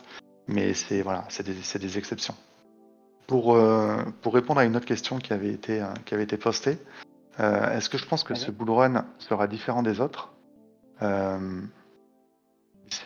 Honnêtement, c'est très compliqué. Parce que tu vois, le dernier, on pensait qu'il allait, et moi le premier, parce que j'avais vécu le précédent, etc., que ça allait être assez similaire. Au final, plein de gens se sont fait piéger. Donc en fait, je ne sais pas comment il va être. J'aurais tendance à penser quand même que le Bitcoin continuera à absorber plus de valeur tant qu'il n'aura pas dépassé son ancien ATH. C'est-à-dire qu'en dessous de 69 000 $, je pense que c'est le Bitcoin qui va d'abord... voilà. Sauf que j'ai l'impression que Ethereum contre BTC, c'est-à-dire Ethereum qui représente un peu les altcoins, est plus fort que les années précédentes. Donc ça m'étonnerait pas qu'on ait une montée un peu conjointe entre les altcoins et Bitcoin, mais avec des moments où, lors des fortes poussées, Bitcoin aura des poussées plus importantes et donc avec des altcoins qui seront plus latérales en termes d'évolution du prix. Après, sur les narratives, on va dire, du prochain bull run, pour ma part, il y en a plusieurs. Il y a effectivement les Layer 1. Les Layer 1, moi, je trouve que ça reste encore d'actualité, notamment aussi du fait du merge. Juste, tu peux rappeler ce qu'est un Layer 1 pour les personnes qui... Oui. Alors, les Layer 1, c'est une blockchain, en fait, sur laquelle on peut créer des smart contracts. Donc, c'est des blockchains programmables. Contrairement à Bitcoin, qui peut le devenir ou qui l'est déjà par certains biais. Mais voilà, c'est on va dire les projets similaires à Ethereum. Je suis pas tout à fait d'accord, pardon, je me permets, je suis pas du tout d'accord sur la définition de Layer 1. Pour moi, une Layer 1, c'est juste une blockchain de niveau 1, et après, derrière, on peut construire des blockchains de niveau 2, des ZK Rollup ou autres, sur la Layer 1. Mais Ethereum est une Layer 1, alors que Polygon, par exemple, est une Layer 2. Bitcoin est une Layer 1. Pour moi, c'est pas associé du tout à la notion de smart contract. Et peut-être que je me trompe, je vais vérifier, mais ça m'étonnerait beaucoup. Non, mais on va dire que les Layer 1 dans le sens commun et qui est partagé et utilisé dans le domaine des crypto-monnaies, c'est des blockchains smart contracts. Mais effectivement, si on considère des layers au sens de base, des layers, toutes les blockchains natives sont des layers. Voilà. Ouais, okay. Mais on va pas rentrer dans les détails. On va pas rentrer dans les détails techniques. Mais on va dire tout ce qui est donc Layer 1 smart contract, pour être précis. Effectivement, je pense que ça reste une narrative qui a du sens, alors qui a du sens spéculativement parlant. en termes de narratif d'investissement, parce que je pense que le merge, l'évolution d'Ethereum, je pense, a fait des déçus en termes de décentralisation absolue, du dénigrement du proof of work, qui reste quand même l'algorithme le plus sécurisé au monde, voilà, à l'épreuve du temps. Donc pour moi, ça reste une narrative d'investissement. Après, il y a les layers de BTC, sur lequel je suis pas personnellement, mais en tout cas, c'est des choses qui se développent. La DeFi aussi, la finance décentralisée sur BTC, avec différents projets. Donc il y a Oshi Finance, il y en a d'autres. Layer 2, j'ai pas dit, mais il y a Stax, Roostox, Boss, enfin bon, il y a plusieurs projets. Ce qu'on appelle tout ce qui est lié au liquidity staking, c'est-à-dire qui permet de staker, donc de déposer ses Ethereum, de gagner du rendement, tout en pouvant se servir de la liquidité pour investir ou faire autre chose avec. Donc le premier c'est Lido, qui est le plus connu. Mais il y en a d'autres, Encore notamment. Ancre. Après il y a tout ce qui est distributed computing, donc ça pour moi c'est tout ce qui est un peu le champ de l'intelligence artificielle. Donc distributed computing, supercomputing et tout ce qui est AI de base. Donc Fetch, Singularity, Bitensor, Render, enfin voilà, il y a plein de projets sur ce domaine-là. Donc ça, pour moi, personnellement, c'est une des narratives sur laquelle j'investis prioritairement. Après, il y a tout ce qui est gaming metaverse, voilà, qui sont des narratives aussi différentes, les NFT, et tout ce qui est real world asset, c'est-à-dire tout ce qui est en gros tokenisation des actifs tangibles dans les crypto-monnaies, donc notamment avec la grande tendance qui est la tokenisation de l'immobilier. Et ça, moi, c'est une tendance que j'aime beaucoup.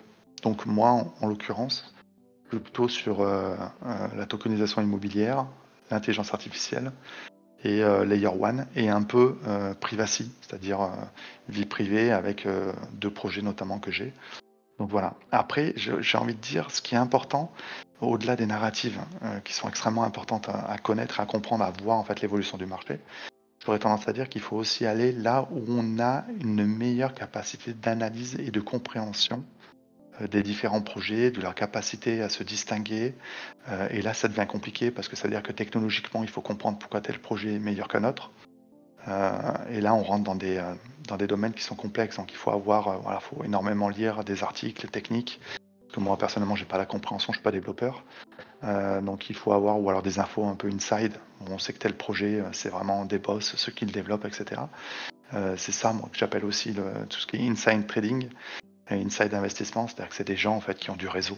Je veux dire, quand on voit Sam de Journal du Coin ou Asher, c'est des gens qui savent que tel projet, il y a du lourd derrière en termes d'investisseurs, en termes de développeurs, et que c'est un projet. Voilà. Et ça, c'est des choses que nous, Pékin de base, on n'a pas forcément. Donc voilà, donc il y a les narratives, il y a aussi les appétences que chacun peut avoir en fonction de voilà, je suis un gamer, ça me passionne et tout, les NFT, je suis un fan de tout ce qui est culture, etc. Et donc là, on peut arriver à se faire une culture, une connaissance plus précise en fait des différents projets.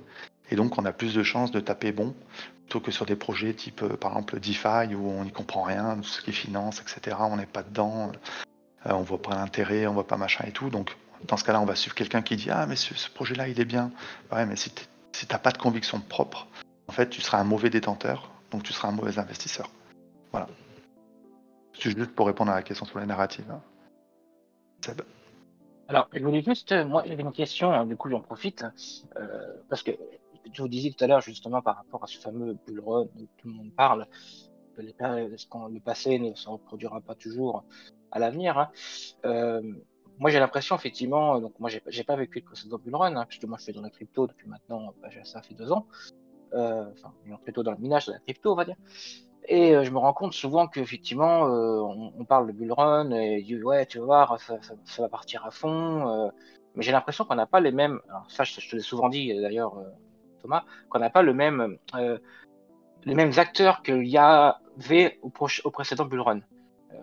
Est-ce que vraiment on peut dire on va reproduire un bull run réellement? Est-ce qu'il va y en avoir un, sachant que ce ne sont plus les mêmes acteurs qu'il y a 4 ans ou 5 ans du précédent bull run?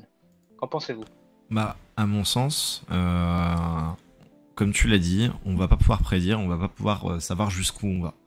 Maintenant, outre les différents projets dont parlait Rowenta, et je trouve qu'il a très bien différencié les différents thèmes qu'on peut trouver dans les crypto-monnaies et dans l'écosystème. Il y a une chose qui change totalement, et c'est le point que justement par rapport à cette question-là, je voulais développer, qui change totalement par rapport au précédent bull run, c'est le fait que là, ce qui arrive, Bitcoin est en train d'être considéré comme une commodity aux États-Unis, et il va y avoir les ETF Bitcoin qui vont sortir en spot. Et ça va, je pense, totalement changer, parce que les institutionnels vont pouvoir rentrer dans Bitcoin sans rentrer en scred. Et ça va derrière impliquer une augmentation un afflux de liquidité qui va être particulièrement important et qui fait que passer de 500 milliards de market cap à 1000 milliards, bah ça va pas être un problème parce que la liquidité va tellement finalement rentrer dans Bitcoin que bah c'est tout, ça va induire une augmentation très significative du prix, et donc c'est ce qui fait notamment le fait que les institutionnels rentrent, mais vont rentrer en masse et sont en train de rentrer en masse, font que derrière, voilà, Bitcoin a un avenir qui est radieux. BlackRock a investi dans 4 des plus grandes fermes de minage de Bitcoin dans le monde.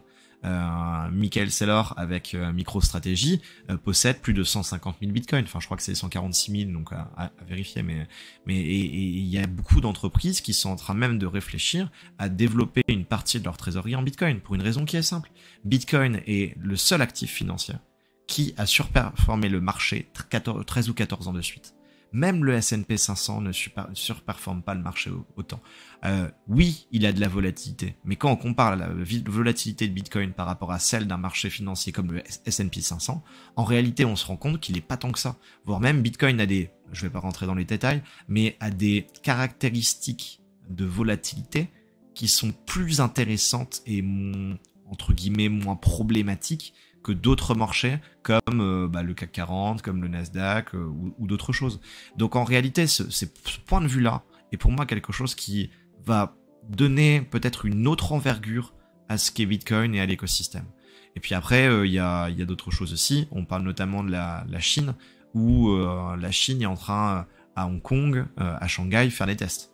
Ils font des tests sur le trading de crypto-monnaies, et derrière, c'est toujours pareil. Hein, c'est pour ensuite le développer à plus grande échelle. Donc ça, pour moi, c'est vraiment quelque chose que je trouve très intéressant, et d'autant plus aussi qu'il y a un aspect politique qui rentre en jeu derrière, et on a un biais cognitif parce que on est tous dans l'écosystème, pas forcément dans l'écosystème de Bitcoin, mais dans l'écosystème des crypto-monnaies, on va dire dans son ensemble, et en réalité, c'est devenu maintenant un enjeu politique. Bitcoin est un enjeu politique, concrètement.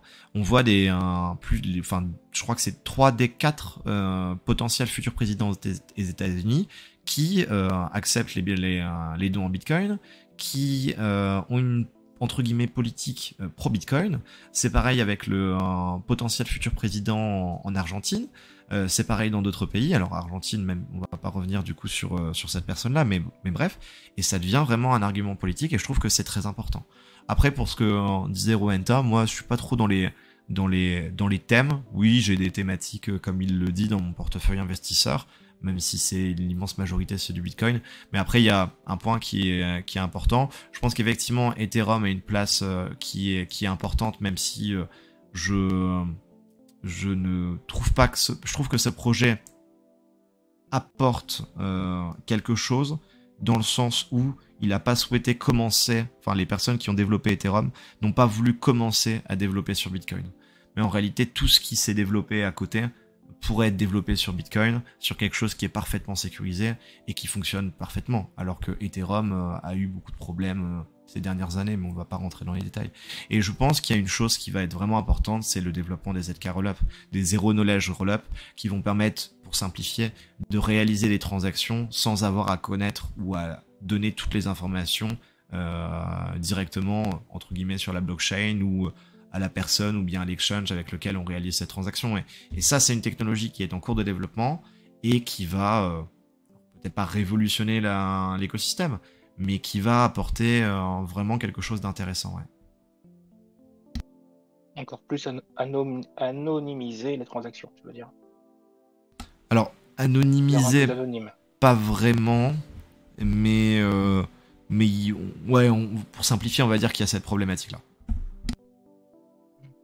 Ok. ok. Je reprends un petit peu les questions en cours. Hmm. Alors, la question sur la fiscalité, je pense que c'est pas vraiment le thème de ce soir. C'est difficile de répondre sur la fiscalité parce que chacun a sa vision. En soi, on sait tous qu'il y a des règles légales et je crois bien que tu avais fait une vidéo là-dessus d'ailleurs, prof, je me trompe pas, Ouais, c'est ça, c'est ce que j'ai sur la mis fiscalité. devant. Ouais, c'est ça. Voilà, justement. Donc, je vous inviterai à aller visionner sa vidéo, hein. Tu remettras ton lien de ta chaîne Discord en général, de ta chaîne YouTube, excuse-moi, pour qu'on puisse aller les revoir. C'est vrai que la fiscalité, c'est quelque chose d'assez complexe et chacun a son point de vue. Et en plus, ici, on a du français, du canadien et peut-être même d'autres pays, donc c'est difficile de parler de fiscalité. Dans les questions qu'on avait, je suis en train de faire je suis en train de regarder, donc 5, 6, 7 est répondu. Bah, pendant que tu cherches, Profil je me investisseur, permets tu l'as juste, fait. Ouais, vas-y. de dire une chose pour la fiscalité. Enfin, deux plus précisément. Premièrement, théoriquement, on est imposé à 30% de la plus-value. Et deuxièmement, d'où le conseil de noter sur un Excel et d'avoir une comptabilité en béton pour être sûr et certain que si un jour on vient nous chercher, et ben derrière on est capable de pouvoir vraiment calculer et qu'on se fait pas baiser. C'est un point qui est important. Après, la loi, c'est une certitude, va évoluer dans le futur. Et les 30% qu'on a actuellement, ça va switcher. Même si en réalité, la loi telle qu'elle est actuellement, elle est d'une part pas applicable, et d'autre part, en réalité, il y a des choses qui font qu'en fait, c'est même pas applicable, c'est qu'en fait, elle est pas bonne. Et en réalité, si on se pose sur d'autres textes, bah en réalité, Bitcoin ayant déjà été une monnaie légale au Salvador, bah en fait, théoriquement, dans les textes de la loi en France, bah Bitcoin est, comme ça a déjà été considéré comme une monnaie, Bitcoin est une monnaie. Et donc, du coup, il n'y a pas d'imposition sur Bitcoin. Mais ça, c'est de la loi, enfin, on va pas rentrer dans les détails. Ouais, bien sûr. Parce que Non, mais je sais pas par rapport au Québec s'ils sont imposés à autant de 33% ou 30% aussi. Je me souviens pas de cette discussion-là. Éventuellement, écrivez-le dans le chat si pour vous les amis québécois, votre imposition. juste Vous voulez pour, dire Brent? Ouais. ouais, juste pour dire, il a tout à fait raison. En fait, le premier principe moi, que je trouve important de dire, c'est qu'il faut tracer en fait tout ce qu'on fait. Hein. Il faut noter, c'est ce qu'il disait avec les fichiers Excel. Ça, c'est extrêmement important parce que à un moment, en fait, là, on a l'impression que c'est du jeu, c'est virtuel, hein, etc. Mais en fait, on fait des opérations qui fiscalement sont importantes, soit par leur nombre, soit par ce qu'on fait, comment on le fait, etc. Comment est-ce qu'on achète régulièrement du day trading, etc. Et donc, du coup, ça peut nous qualifier différemment. Donc, il faut vraiment noter tout ce qu'on fait. Parce qu'après, au moment où on veut sortir, et je l'espère pour chacun de ceux qui participent ici, avoir des gains, et après, derrière, ça nous fait une quantité de travail absolument mémorable. Et on regrette de ne pas l'avoir fait avant. Donc, ça, c'est effectivement très important. Juste pour la question 9, sur comment on peut évaluer en fait le pourcentage d'un projet, en gros, quel prix il peut atteindre, etc. En fait, c'est compliqué. C'est-à-dire que moi, ce que je fais personnellement, mais j'ai un fichier que j'avais partagé pour ça, c'est que en fait, je regarde, euh, on va dire, les classements des shitcoins, hein, on va dire, des altcoins, lors des précédents bear market, de bull market. Je regarde combien ils avaient atteint un peu en termes de capitalisation et je regarde la hausse qu'il peut y avoir en fait pour le prochain. Je me dis, tiens, on va dire, allez, en 2021, un projet pas trop mal, voilà, top 200, top 300, ça pouvait atteindre, allez, entre 200 et 500 millions de market cap. Donc si j'achète un low cap aujourd'hui, je me dis que, bon, il pourrait peut-être atteindre ce prix-là. Voilà. Mais voilà, c'est extrêmement compliqué en fait d'être capable de l'estimer et ça rejoint moi je le vois beaucoup sur le market cap en fait. Je me dis voilà combien en termes de capitalisation ça le situerait où et donc du coup si je regarde le prix, en gros je fais le market cap que je pense qu'il peut atteindre, je le divise par le prix d'aujourd'hui, j'obtiens le pourcentage qu'il pourrait faire potentiellement, hypothétiquement. Voilà. Et une fois que j'ai un peu l'objectif final, je divise par deux et encore par deux et j'ai des paliers de vente en fait. Voilà. Mais estimer, moi je le fais parce que je le fais depuis des années, donc j'estime. Parfois je me trompe, parfois j'ai juste, mais je me trompe. Donc du coup, c'est un jeu personnel et qui est voilà, que chacun peut faire, mais en tout cas, il est très aléatoire. Merci. Donc j'ai vu effectivement Thomas, tu as sorti la question qui n'avait pas été répondue, question 4. Je te laisse donner ton avis. La question c'est comment bien choisir les projets de notre portfolio fondamentaux, tokenomics, Ouais. c'est la question telle qu'elle a été posée. C'est surtout la partie tokenomique qu'on n'a pas trop parlé, mais c'est vrai que après on a bien vu les aspects market cap, potentiel futur grâce à ça. Hein. C'est vrai que peut-être la partie tokenomique, peut-être un petit mot par rapport à ça. En fait, c'est très simple. Un coin a une émission, a une émission de coin qui est plus ou moins régulière, qui dépend de plein de choses. Il y a un certain pourcentage du nombre de tokens qui est parfois libéré aux investisseurs, parfois qui n'est pas libéré aux investisseurs, mais tout est donné du coup aux personnes qui minent. Enfin, ça dépend de plein de choses. Pour faire simple, premièrement, un coin qui a un nombre de tokens maximum illimité, il va forcément y avoir de l'inflation, c'est ce qui se passe en euros, et donc le prix va baisser sur le long terme. Peut-être qu'effectivement ça va augmenter, mais ça ne va pas augmenter sur des milliers d'années ou sur des centaines d'années de base, parce que l'émission, en fait, à chaque fois qu'il va y avoir un nouveau coin qui est créé, la valeur des anciens va un petit peu diminuer. C'est le principe de l'inflation tout simplement. Donc la première chose moi que je regarde, c'est combien de coins il peut y avoir au maximum. C'est ce qu'on appelle la max supply. Et ça pour moi ça change déjà tout. Après la deuxième chose, c'est aussi regarder quelle est l'émission des tokens au tout départ. C'est-à-dire que si on a un projet où derrière on a 40% des coins qui sont donnés aux investisseurs et donc que derrière sur les 60% restants il y ait je sais pas, on va dire 20% qui sont alloués au développement et puis ensuite on a que 40% du coup restant. Attends, je me suis trompé, j'ai dit 40% plus 20%. Donc il reste encore 40% qui eux sont pour les nodes, ou bien si c'est en POS, ou bien pour les mineurs si on est en proof of work. En réalité, ça se voit tout de suite. Hein. C'est un coin dont l'objectif est de faire du profit et ça va dump, ça va instant vendre dès que le coin va être disponible sur les exchanges. Et après derrière les investisseurs, la seule chose qu'ils essayent de faire, c'est d'acheter un token à un prix très bas en pre-sale et ensuite ils vont vouloir le vendre dès que ça va arriver sur un exchange. Donc en réalité, pour moi ça c'est l'immense majorité du temps à la poubelle. Et ensuite faire attention aussi au fonctionnement. Typiquement avec Seb, on avait regardé des coins comme le Kiro Coin ou des choses comme ça. En réalité, un coin où derrière on se rend compte que il y a une certaine quantité qui est donnée uniquement aux nodes et puis une autre quantité pour par exemple pour les mineurs, et qu'en fait on se rend compte que la personne qui a créé le token, eh bien du coup elle avait déjà miné, donc elle avait déjà créé des nodes, mais qu'en fait les nodes ils ont 60% des tokens de l'émission, alors que les mineurs c'est que 40%.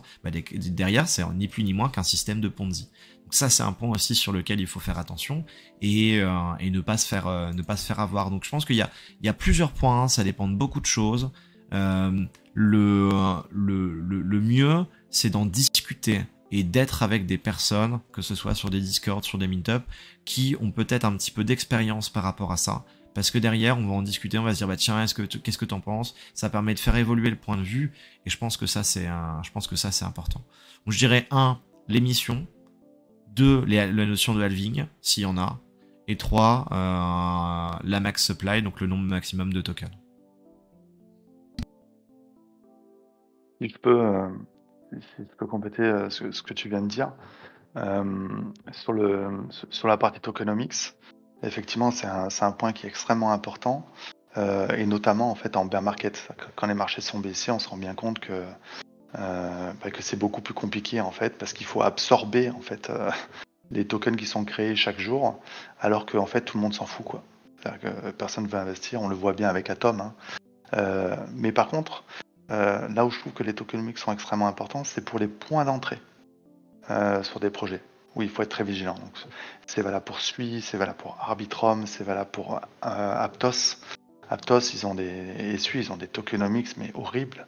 C'est-à-dire qu'il n'y a que 5% de la supply qui est distribuée. Enfin, c'est impressionnant. Donc tout le reste, c'est des investisseurs qui l'ont eu bien avant que quiconque puisse en acheter, qui sont déjà en x5, x6 sur le prix, et qui, tant que le marché est baissé, vont se faire un plaisir de vendre, etc. Donc c'est important en fait pour trouver son point d'entrée. Par contre, si le marché est haussier, quand le marché repassera haussier, l'inflation annuelle, excepté si elle est de 100 ou 150%, mais si elle est entre 10, 15, 20%, elle sera absorbée en fait. Parce que le marché est spéculatif, et on l'a vu d'ailleurs avec KDA qui a 20% d'inflation, on l'a vu avec Atom, ça ne l'a pas empêché de monter, de s'apprécier et de faire une belle montée. Voilà. Donc quand le marché est haussier, j'ai envie de dire, d'un coup, les tokenomics prennent moins d'importance. Je parle sur de l'investissement court terme, c'est-à-dire on investit juste pour le prochain marché haussier, quoi. Et là, dans ce cas-là, ça masque un peu les tokenomics ou la mauvaise gestion économique des projets. Par contre, dès qu'on repart dans un marché baissier, là tout de suite, en fait, c'est la première chose qu'on voit. Donc les gens comprennent pas, ils disent ah putain, ça fait que baisser, etc. Ouais, mais parce qu'il faut regarder quand les tokens sont relâchés, quand est-ce que les premiers investisseurs peuvent le vendre, etc. On se rend compte que il suffit de regarder la courbe de Casper, par exemple, pour se rendre compte que le truc il est sorti en octobre ou en novembre 2021. Et derrière, ça a dégueulé en fait pendant des mois et des mois, jusqu'au moment où les 90%, 95% des tokens étaient relâchés, où il n'y avait plus que l'inflation annuelle de 10, et d'un coup le prix a recommencé à avoir une dynamique positive. Voilà. Je ne suis pas là à dire que Casper c'est un super projet, hein. Mais en tout cas, c'est l'impact en fait des tokenomics sur le prix. Elle est extrêmement importante, d'autant plus dans des contextes de marché comme on a aujourd'hui, c'est-à-dire c'est compliqué, quoi, hein. Donc il n'y a pas d'argent qui rentre. Voilà. Et quand il n'y a pas d'argent qui rentre, quand il n'y a pas d'afflux massif, et en fait tous les tokens qui sont créés comme ça à partir de rien, parce que le proof of stake c'est ça, hein, on crée des tokens à partir de rien. Il n'y a pas d'énergie derrière, il n'y a rien qui est utilisé, il n'y a rien qui est consommé, on gagne ça passivement sans rien faire. Et c'est de l'argent gratuit en fait. C'est ce qu'on appelle de l'hélicoptère monnaie, hein. C'est-à-dire qu'on distribue de l'argent gratuitement aux gens. Les gens ils font quoi? Ils le vendent forcément. Voilà. Ok, merci. Est-ce qu'il y avait des questions qui ont été oubliées? Ou avez-vous des questions aussi? Il ne reste plus grand monde, hein. Il y a Kids qui vient d'arriver, salut Kids. Nono, bienvenue, j'ai pas encore eu l'occasion de te rencontrer, Concorde aussi. Sire, je sais pas si vous voulez prendre la parole pour poser une question, on est plus nombreux, donc n'hésitez pas. Si vous avez des demandes à faire, c'est le moment. Ouais, faut Sinon, peut-être écoutez, pas hésiter effectivement à les monter ou à leur proposer s'ils ont des questions, histoire que ce soit interactif. Quitte à changer de channel et aller dans un autre channel où tout le monde peut parler en même temps. On est que 10, donc ça devrait bien se faire. je pense qu'on va pouvoir faire ça, ça va être un peu plus simple. Là, il y a beaucoup moins de monde que tout à l'heure. Écoute, déjà, je vous remercie les gars d'avoir participé. Et puis, je vous propose de mettre fin à la conférence et de se retrouver sur le salon événement stream qui est juste en dessous. Ça marche, je paye ma tournée. Note. À tout de suite.